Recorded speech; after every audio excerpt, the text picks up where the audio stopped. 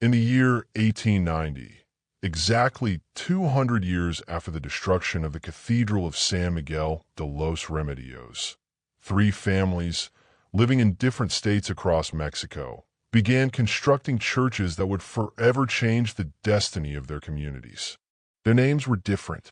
The Santa Cruz family, high in the mountains of Oaxaca; the Cruz Alta family, among the forests of Michoacan; and the Monte Cruz family, in the fertile valleys of Jalisco. What the church authorities did not know was that all three bloodlines descended from a secret brother of Don Hernando Villacruz, the same man who had escaped from San Miguel de los Remedios just days before the tragedy of 1688. For 2 centuries, that bloodline had slept. But now, it was waking up, with a thirst for vengeance that would make the original crimes seem like mere childish mischief. Mexico in 1890 was a nation in transformation under the rule of Porfirio Diaz. Railroads now connected cities that had once been separated by weeks of travel, and modernization reached even the most remote villages hidden deep in the mountains. Yet in 3 specific places, that modernization would awaken something ancient, something dark that had been waiting patiently for its return. In Santa Maria, Zapotec village nestled deep in the mountains of Oaxaca, the Santa Cruz family had settled only 5 years earlier. Don Aurelio Santa Cruz, a middle-aged man with aristocratic features and a smile that never quite reached his eyes, had arrived with a considerable fortune, supposedly earned through coffee trading. His wife, Dona Remedios, was pale and slender, a woman who spoke little but saw much, especially when it came to the children of the village. Their 2 children, Sebastian and Esperanza, had inherited the same unsettling beauty as their parents. But there was something in their gaze, something that made dogs bark whenever they passed by, and mothers instinctively pull their babies closer. 400 kilometers away, in the Puripeca town of Charan, Michoacan, the Cruz Alta family followed a similar pattern. Don Patricio Cruz Alta, who claimed his wealth came from copper mines, had built an impressive hacienda on the outskirts of the town. His family shared the same disturbing traits: an almost fanatical devotion to religion, a suspicious generosity toward the local church, and a disquieting tendency to always appear whenever tragedy struck the community. And in Jalisco, near the town of Tapalpa, the Monte Cruz family had established their domain, their wealth appearing as suddenly as the others.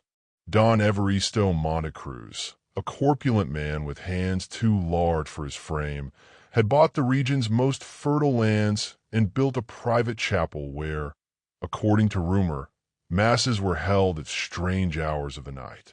None of the 3 communities knew that these families maintained secret correspondence, carefully coordinating their actions through letters written in a coded language passed down for generations. The letters traveled hidden among merchant shipments, unseen plans for the rebirth of a nightmare buried 200 years earlier. Their plan was simple in its wickedness. Each family would construct a church in their town, feigning extreme devotion to earn the trust of both the community and the clergy. Once the churches were completed, they would begin the rituals learned from the salvaged documents of the original Villacruz Cathedral. But this time, they would not awaken just one entity. This time, they would awaken 3. The night of September 15th, 1890, Mexico's Independence Day, was chosen carefully. It was no coincidence. Ancient notes in the Villacruz documents claimed that Mexican blood spilled in celebration of freedom would carry extraordinary power for the kind of rituals they were planning. In Santa Maria Yahia, Don Aurelio Santa Cruz organized a grand celebration to mark the beginning of construction for the new church. The entire village was invited. Zapotec families arrived in their finest traditional garments, carrying baskets of food and flowers to bless the sacred ground. Children laughed and ran between the adults, their voices echoing through the mountain air, while local musicians played songs that had been passed down for generations. But when midnight arrived, and Don Aurelio lifted his hand to signal the first shovelful of earth, something sinister began to unfold. The moment the soil was turned, a foul scent escaped, an odor of decayed incense mixed with coagulated blood, sharp enough to make several guests dizzy. The musicians stopped abruptly when their instruments began to emit discordant notes. Notes no human touch had produced, as if invisible hands were plucking the strings. "It's only excitement," said Aurelio with a smile that stretched too wide to be natural. "The earth itself rejoices to receive the house of God." But among the guests was Josefina Morales, an 80-year-old Zapotec healer who had seen too many strange things in her life to be easily fooled. She stepped closer to the pit, and when she looked down, her face drained of all color. At the bottom, barely visible beneath the disturbed earth, something glowed faintly, a red light, pulsing like a heartbeat. When she leaned in to see better, she realized what she was looking at: human bones, arranged in patterns that no burial could explain. "This isn't right," she whispered in Zapotec. But before she could raise her voice, a hand touched her shoulder, firm, cold. "Grandmother Josefina," came a voice. It was Esperanza Santa Cruz, the 15-year-old daughter of the family, speaking with a tone far too mature for her age. "Isn't it beautiful? My family has waited so long to build this church. It would be such a shame if someone tried to stop our holy work." The old woman met the girl's eyes, and what she saw froze her blood. Those were not the eyes of a child. They were ancient, predatory. Something looked back at her through Esperanza's gaze, something that had slept for centuries. Josefina staggered backward, but her foot slipped on the loose dirt, and she fell straight into the open pit. The scream that tore from her throat was sharp enough to silence the entire celebration.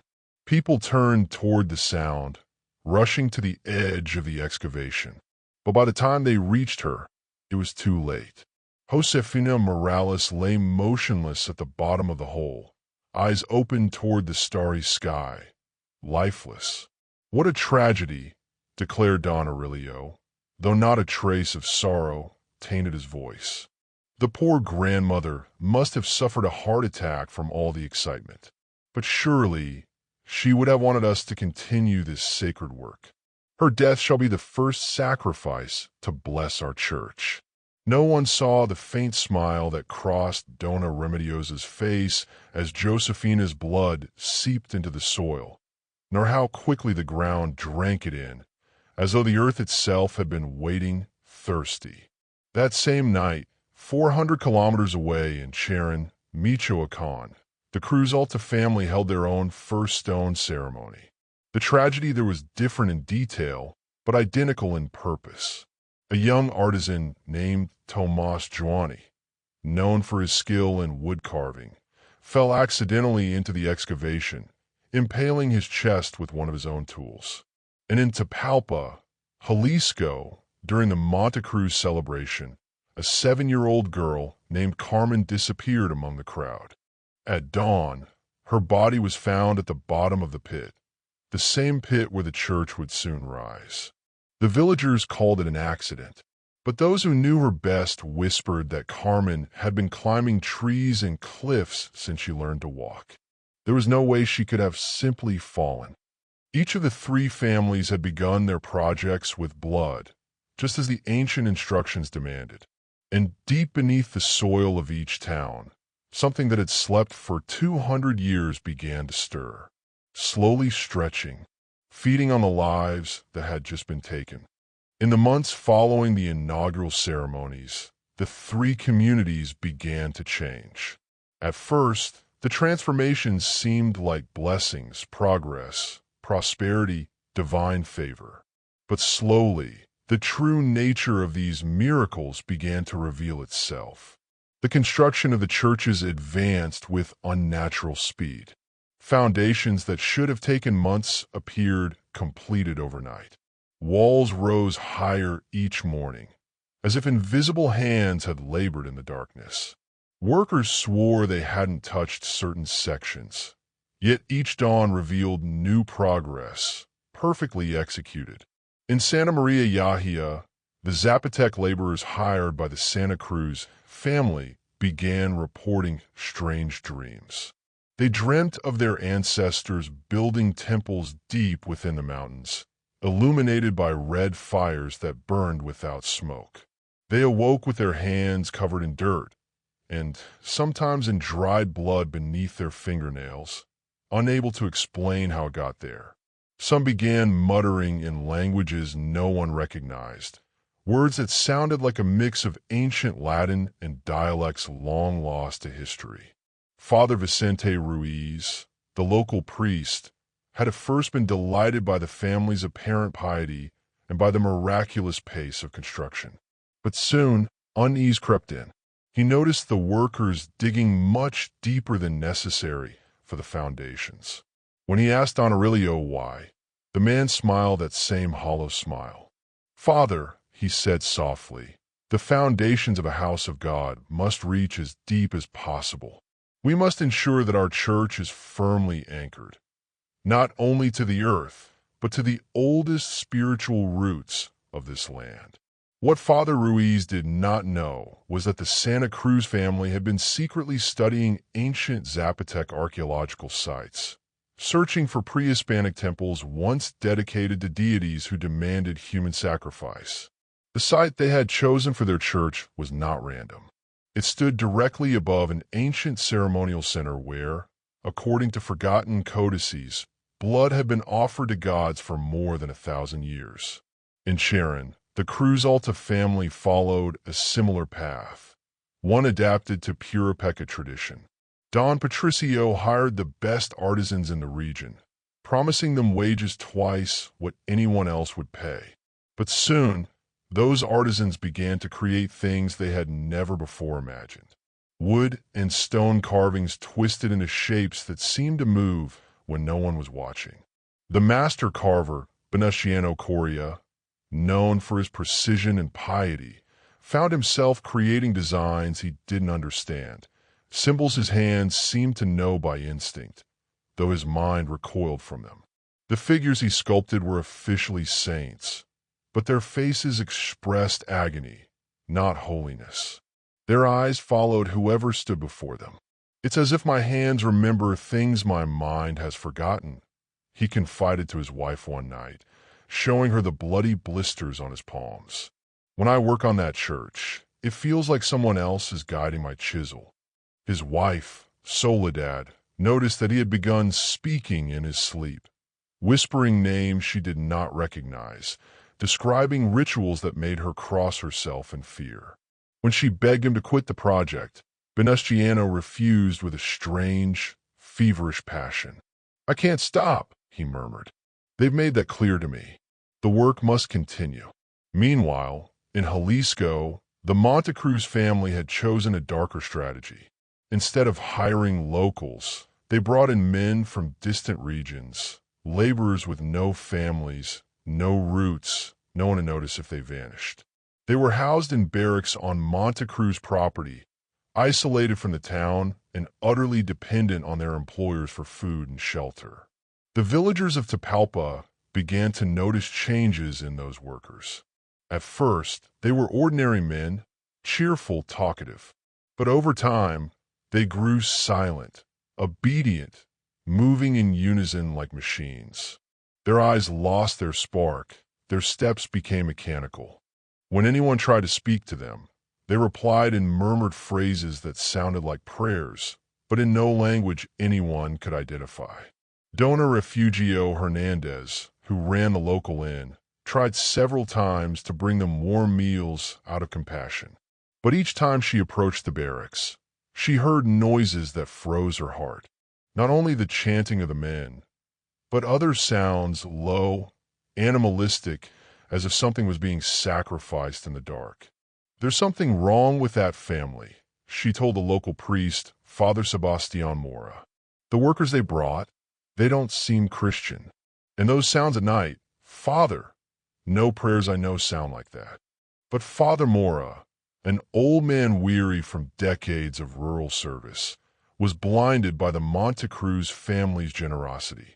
Don Evaristo had donated more money to the church in 6 months than the parish had received in the last 10 years. He had promised to build not only a new church, but also a school and a hospital for the town.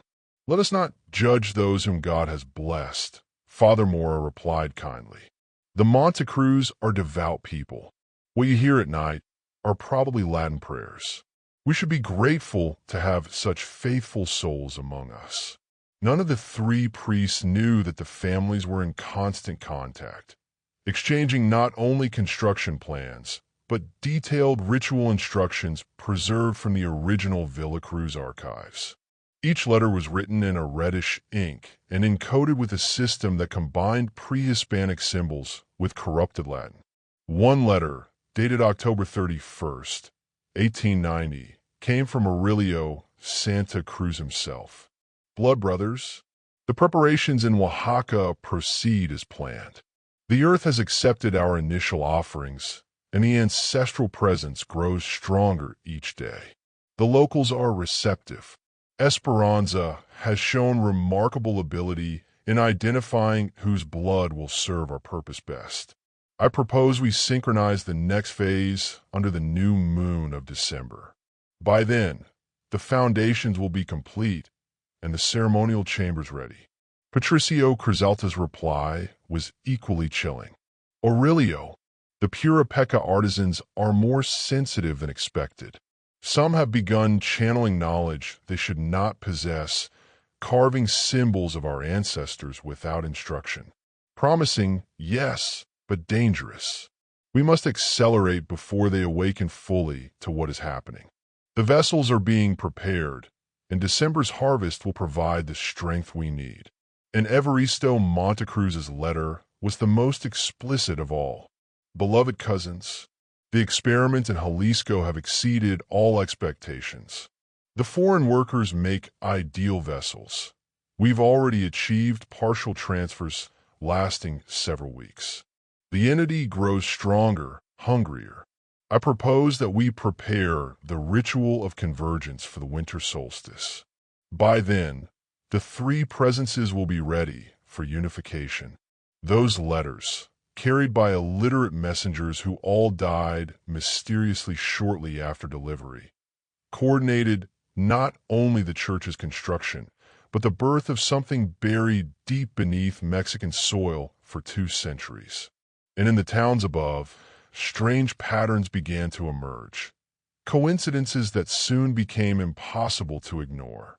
By the autumn of 1890, the air in the 3 towns had changed. What had begun as construction projects blessed by the church was now warping reality itself. People whispered that something was watching from beneath the ground, ancient, patient, and hungry. In Santa Maria La Bija, the nightmares began. At first, they were isolated, a few villagers waking up drenched in sweat, mumbling about endless staircases and crimson light. But soon it spread like an epidemic. Entire families reported dreaming the same dream. They saw themselves walking in solemn procession toward the unfinished church, candles in hand, songs on their lips. But when they entered, they didn't find a Christian temple. They descended down endless steps carved into stone, into chambers illuminated by a blood-red glow that had no source. And in those dreams, they heard chanting, ancient Zapotec words that no one alive should have remembered. The voices sang of gods whose names have been erased from history, gods who demanded offerings not of gold, but of life. What chilled the villagers most was what came the next morning. Children began to draw, dozens of them, in chalk and ash in the dirt. The drawings matched the dreams exactly. Circles of figures descending into underground temples. Altars surrounded by creatures that were not entirely human. symbols no one in the village could recognize, not even the oldest among them. Desperate to understand, the village teacher, Carmen Jimenez, gathered the drawings and brought them to Don Anastasio Lopez, a 90-year-old elder known as the keeper of Zapotec traditions. When Don Anastasio saw the drawings, his face went pale, a shade of fear Carmen had never seen in him before. His trembling fingers traced the strange patterns. "These are not children's drawings," he murmured in Zapotec. "These are maps." "Maps?" Carmen asked, confused. "Maps of what?" The old man swallowed hard. "Of places that were sealed by our ancestors 1,000 years ago, when they realized some knowledge was too dangerous to keep. There are mountains here that hide chambers, altars, where the oldest priests offered blood to awaken beings that lived here long before mankind learned to plant corn." He hesitated, his voice shaking. "When they understood the danger, they sealed those places and erased all records of how to reach them. But these drawings," he lifted one with trembling hands, "these show exactly where those places lie and how to open them." Carmen felt a cold shiver crawl up her spine. "You're saying someone is using our children to find those places?" The old man shook his head slowly. "No, maestra. I'm saying something that's waking up there is using our children to show us the way." That night, Carmen made her decision. She would go to the Santa Cruz hacienda herself. Close to midnight, she reached the grand house on the hill. Strange lights flickered behind the cellar windows, faint, pulsing red. But before she could knock, she heard voices coming not from the house, but from the church construction site. Heart pounding, she followed the sound. Through the mist, she saw movement. Flickering torches, figures gathered around the pit that marked the church's foundation. When she crept close enough to see clearly, her breath froze. The entire Santa Cruz family stood in a circle around something glowing in the earth. That same red radiance the children had drawn in their nightmares. Aurelio, Remedios Sebastian, and Esperanza, all of them, were chanting in a language that sounded like a blasphemous blend of Latin and ancient Zapotec. In the center of the circle stood an altar of stone that had not been there during the day. But they weren't alone. Around the edge of the excavation stood several townspeople, laborers from the village, motionless, eyes open but empty, their movements mechanical. Among them, to Carmen's horror, were some of her own students, the children who had drawn the strange maps. The children stood silently, their lips moving in perfect sync with the family's chants, yet no sound came from them. They were sleepwalking, possessed. Only then did Carmen grasp the full horror of what she was witnessing. The Santa Cruz family hadn't just been performing rituals on sacred ground. They had found a way to link their minds to the children, using them as conduits to ancient knowledge deliberately buried by time. She stepped back, trying to stay silent, but her foot snapped a dry branch. The sound echoed like thunder. Instantly, the chanting stopped, for pairs of eyes turned toward her hiding place, all at once, all inhumanly synchronized. "Señorita Carmen," said a voice. It was Esperanza's, yet her lips never moved. The words came from everywhere at once, whispering through the air. "What a pleasant surprise. Have you come to join us in prayer?" Carmen ran. Through the forest, over roots and rocks, she fled faster than she had ever run in her life. Behind her, laughter followed, laughter that wasn't human, echoing from every direction. When she finally reached her house, panting and trembling, she found a note slipped under her door. Written in that same reddish ink as the letters between the families, it read, "Dear Teacher Carmen, we hope you enjoyed your evening walk. The children have been most helpful to our work, but there is always room for a mature and educated mind in our studies. Tomorrow night, We invite you to join our sessions voluntarily. It would be a shame if your participation had to become less voluntary. With affection, the Santa Cruz family. Carmen did not sleep that night. At dawn, she packed her few belongings and left the town forever.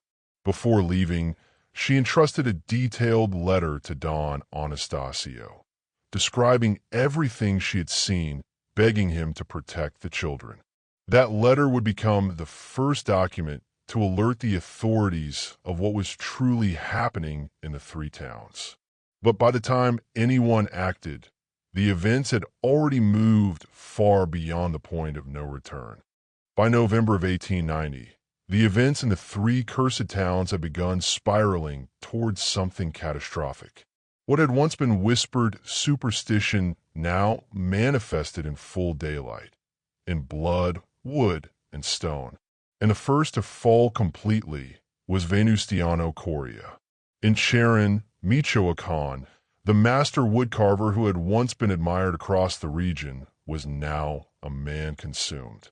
He had vanished for 3 days, only to return with eyes sunken, skin pale, and hands that moved as if guided by invisible forces.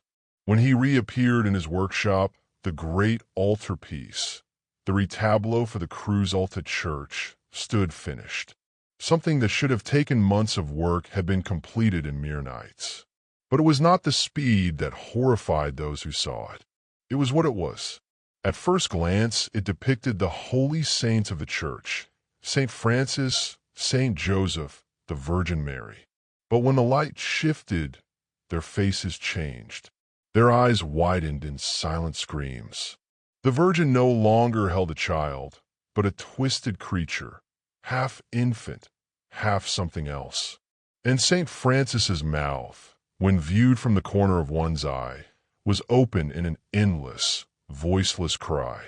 Venustiano worked for 18 hours a day, carving, polishing, whispering to the figures as if they were alive. His wife, Soledad, tried desperately to pull him away, but he no longer listened.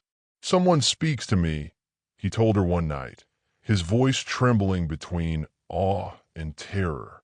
"When I carve, I hear them from within the wood. They teach me how the saints should truly look. I'm not creating them. I'm revealing them." Soledad wept.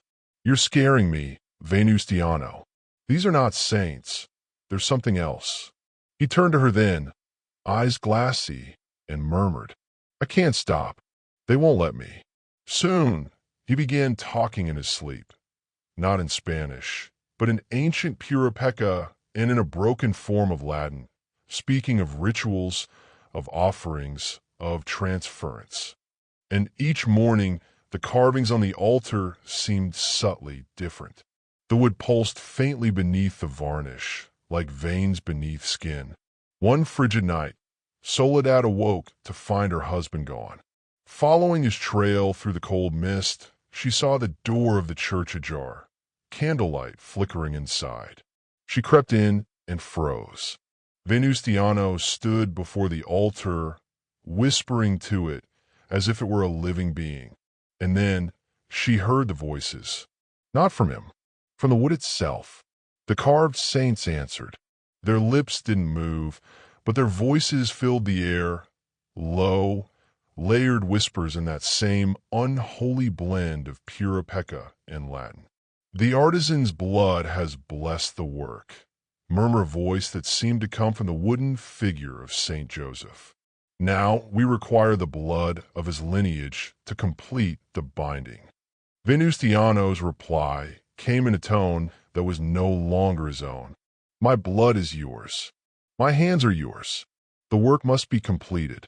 He picked up his chisel and sliced both palms open. Blood dripped across the altar, seeping into every groove.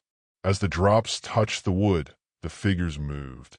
Their eyes rolled to follow his motion.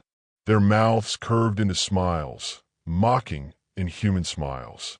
But the voices did not stop. They demanded more. "The blood of the craftsman awakens us," they whispered. "But to keep the connection alive, we need the blood of those he loves." Venustiano turned. Soledad gasped. The eyes staring back at her were glowing red. They were not her husband's eyes. "Soledad," he said, his voice a cruel imitation of tenderness. "Come here, my love. It's time for you to become part of the work." She ran. Through the forest, through the cold, through the dark. But he followed, moving with an unnatural speed and strength, his hands still bleeding. And when he caught her among the trees, there was no man left in him, only the voice of what had claimed him. What happened next would mark the first true sacrifice of the Cruz Alta lineage. Soledad's blood soaked the earth, feeding the altar, completing its consecration.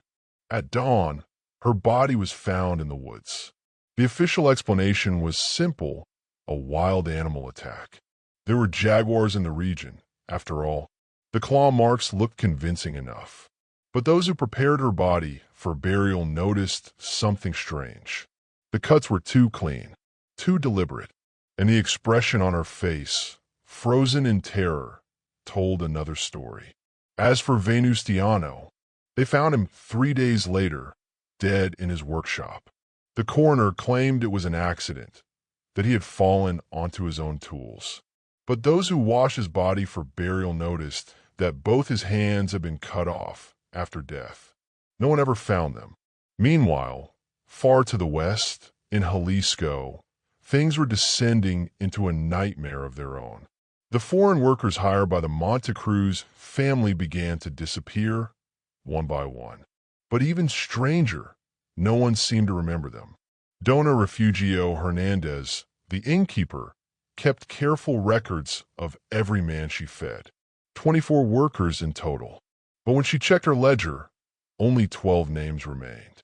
The others gone. Not erased, not crossed out, simply never written. "It's like my memory's betraying me," she whispered to Father Sebastian Mora. "I know there were more men. I can feel it. But when I try to remember their faces, it's like trying to grab smoke." Even Father Mora began to notice the same distortions. His confession records showed entries for people no one in town remembered.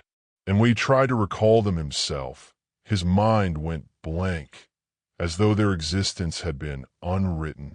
But the worst was yet to come. At night, villagers saw lights moving inside the unfinished Montecruz church, flickering like torches, though no one was there. And from within, they heard choirs, dozens of voices singing in harmony, but in tones so low and discordant they made the soul ache. One night, a brave 16-year-old boy named Pablo Arredondo decided to see for himself. He crept toward the church near midnight and peered through a side window. What he saw shattered his sanity. The missing workers were there, but no longer human. They stood in perfect rows before the altar, their bodies twisted by surgery and something far worse. Some had extra limbs grafted to their torsos. Others bore animal features, jaws, claws, eyes that glowed red in the darkness. Yet beneath their mutilation, Pablo saw consciousness, horror. They knew what had been done to them, but they couldn't move. At the altar stood Don Evaristo Montecruz, holding a book bound in human skin and a chalice filled with a dark, thick liquid. "Brothers reborn," he declared, his voice resonating with something not of this world. "You have been blessed with new forms, forged for higher purpose. Your sacrifices shall feed the eternal congregation of our ancestral gods." The twisted workers answered in unison, singing in languages Pablo didn't know, yet somehow understood. Songs of devotion to beings older than time. Terrified, Pablo stumbled backward, stepping on a branch. The crack echoed, loud, final. All at once, every red glowing, I turned toward the window, and then the voice of Evaristo filled the air, though his mouth did not move. "It seems," he said calmly, "we have a visitor. Bring him forth so that he may join our congregation." Pablo ran, but the things inside moved faster. They caught him before he reached the edge of town. What they did to him that night would become the event that finally alerted the outside world. At dawn, they found him, barely alive, his body half transformed, as if the ritual had been interrupted. For 3 days, he clung to life, long enough to tell Father Mora and the village doctor what he had seen. Then, mercifully, he died. His testimony became the first official evidence that something truly monstrous was happening across the 3 states. But by then, the ritual had already entered its final stage. The testimony of young Pablo Arredondo reached the hands of Inspector Joaquin Mendoza Berrigan, a federal investigator from the capital. He was a man hardened by war, by the blood-soaked years of the reform. He had seen cruelty, corruption, the worst of mankind, yet nothing had ever unsettled him like this report from Jalisco. The details were too consistent. 3 families, 3 churches, 3 towns losing their sanity. And behind them, one pattern of horror stretching back 200 years. Mendoza was no believer in the supernatural, but he was a man of logic, and logic demanded he investigate. He gathered his men and traveled west, unaware that the nightmare had already spread beyond control. When he reached Tapalpa in December 1890, what he found no longer resembled a town. The people who remained moved with stiff, synchronized motions, their eyes empty, their voices flat, repeating prayers in languages he couldn't recognize. The Monte Cruz church, though newly finished, looked ancient, its walls carved with what appeared to be biblical scenes. But when Mendoza studied them closer, the saints weren't saints at all. Their faces were distorted into masks of pain, their halos carved like serpents devouring themselves. It was blasphemy hidden beneath the language of faith. He sought out Father Sebastian Mora, hoping the priest might offer clarity. What he found was a broken man, sitting motionless in his rectory, staring at a crucifix. But even the crucifix had changed. Christ's face was wrong, not human, almost reptilian. "Father," Mendoza said quietly, "tell me what happened here." The old priest's voice was distant, trembling. "I have seen the true face of God, Inspector, and it is far more terrible than theology dares imagine." He handed Mendoza a worn leather journal, his own. Inside, the pages were filled with madness. Descriptions of rituals, of chanting, of lights beneath the church floor. And yet, in his final entries, Father Mora's words turned lucid, analytical, almost scientific. They are not demons as we know them. Demons are a Christian invention, a way to give evil a shape we can understand. These things are older than good or evil. They existed here long before the first humans thought in moral terms. They are not malevolent by nature. They simply are, as earthquakes are, as floods are. But their existence cannot coexist with ours. Mendoza realized the horror before him was beyond the jurisdiction of law, beyond sanity. He sent urgent telegrams to Mexico City, requesting military and ecclesiastical intervention. But the replies never came. The telegraph operators in all 3 regions had fallen under the same influence. Their minds were no longer their own. With time running out, Mendoza made a desperate choice. If he could not stop the rituals in the towns, he would stop them at their source. He intercepted one of the family's letters, and within it, he found coordinates. The place where the 3 bloodlines would unite. The birthplace of the curse, San Miguel de los Remedios. He gathered a small detachment of federal soldiers, men who still seemed untouched by the spreading madness, and rode for the ruins. They arrived on December 21st, 1890, the winter solstice, the night of convergence. The valley was alight. The ruins of the old Villacruz Cathedral, destroyed 2 centuries earlier, now stood reconstructed glowing faintly from within as if built of molten stone. The scattered debris had rearranged itself into the exact shape of the original building, yet twisted, infused with alien geometry that made the eyes ache to look upon. And there, at its center, was the altar. It was made not of stone, but of bone. Hundreds of human bones fused together into intricate, geometric patterns that pulsed with life. Around it, the people of the three towns stood in perfect concentric circles, hundreds of them, eyes glassy, lips murmuring in unison.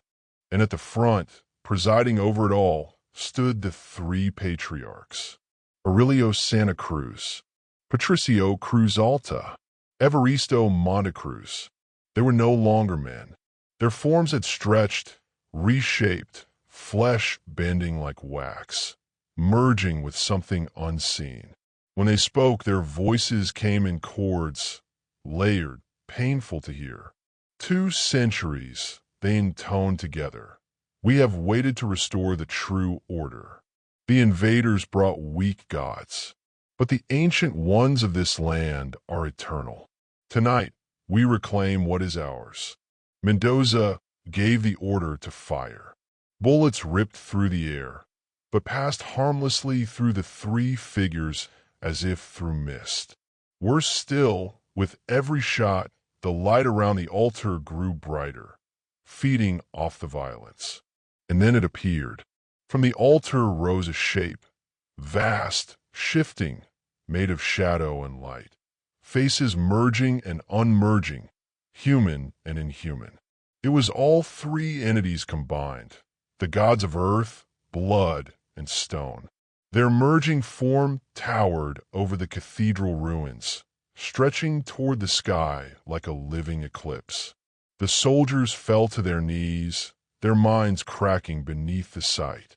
Mendoza, trembling, clutched at the only sacred object he carried, a small crucifix that had belonged to his mother.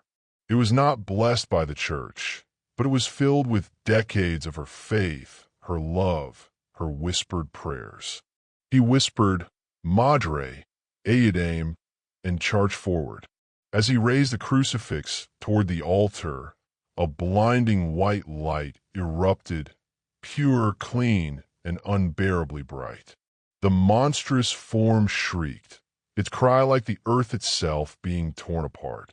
The sound shattered stone, silenced the chants, and broke the hold over the townspeople. The 3 patriarchs screamed in unison, their bodies unraveling, burning from within. Their last words, spat through collapsing mouths, echoed across the mountains. This will not end here. Others will come.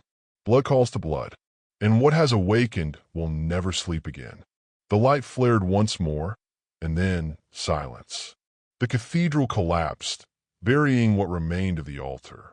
The wind returned. The stars shone again. In the weeks that followed, the surviving villagers awoke as if from a dream, confused, hollow, unable to recall exactly what they'd done. The government and the church quickly intervened. The 3 churches were demolished, the soil purified with rituals both Catholic and indigenous. The disfigured workers found beneath the Montecruz church were taken to secret facilities for care. Most never spoke again. Mendoza's report on the case was classified, sealed in government archives requiring presidential clearance. Officially, the tragedies were written off as religious hysteria and fraud. But off the record, something else began. A quiet collaboration between church and state. Law Red de Vigilancia, the Watcher Network, created to monitor any sign of supernatural resurgence. For years, they investigated families, ruins, cults, and churches with irregular architecture, anywhere the ancient influence might return, because the final words of the entity still echoed in their records. Others will come, and they did. 33 years later, in 1923, reports surfaced from deep in the Peruvian Andes. A family calling themselves Cruz de Lima had begun constructing a church. Its blueprints matched almost exactly those of the Villacruz Cathedral. The bloodline had survived. The curse had traveled. And somewhere beneath the mountains of South America, something ancient had begun to stir again. They say time heals all wounds, but the earth remembers. Every drop of blood that falls upon it leaves a mark, a memory, a pulse that never truly fades. And when enough of those memories gather in one place, when the same names are spoken, when the same prayers are whispered again and again, something begins to listen. The Villacruz, the Cruz Alta, the Monte Cruz, names scattered across centuries, across lands. Yet their roots dig deep into the same soil, the same hunger. The hunger for power, for knowledge, for eternity. Empires have risen and fallen. Churches have burned. Languages have changed. But the echo of their rituals still moves beneath our feet, like veins beneath stone. Perhaps that's why, sometimes, the ground feels warmer than it should. Perhaps that's why, in old churches, the candles flicker even when there is no wind. And perhaps that's why some families refuse to change their names. Because deep down, they remember who they once were. The Villacruz were not destroyed. They simply changed faces, changed homes, changed prayers. And as long as a single drop of their blood survives, the ancient ones will wait, patient, silent, listening beneath the earth for the sound of a familiar heartbeat. Because curses do not die. They only rest. And the blood always remembers.